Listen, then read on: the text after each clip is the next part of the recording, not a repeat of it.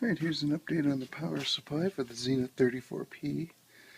As you see, I have everything off of the main chassis for the power supply. Have the big black capacitor at the bottom.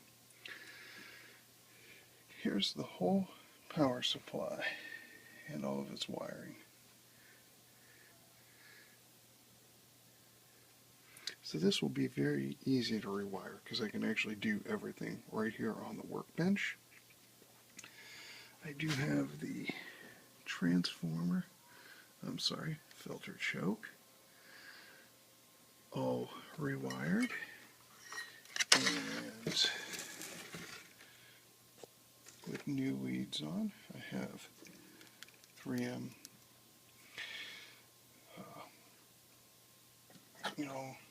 Scotch coat electrical coating,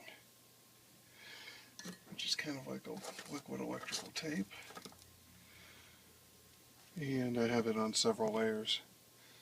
The max voltage in this power supply is 400 volts. That's what the type 10 output tube is supplied with.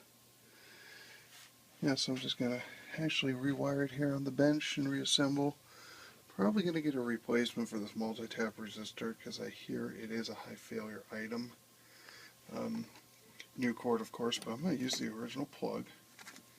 So those are cool. And, the reproductions aren't quite the same. We'll use a little different cord because they make a cloth cord that's actually bonded together, so it's not separate like this. And now I'm going to go show you the metal parts.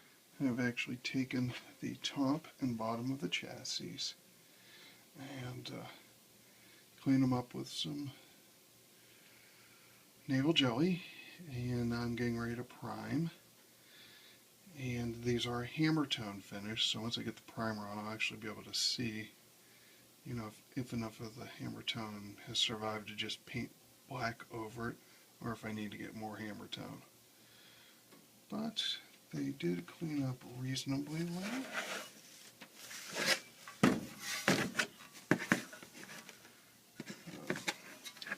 So, ready for some priming.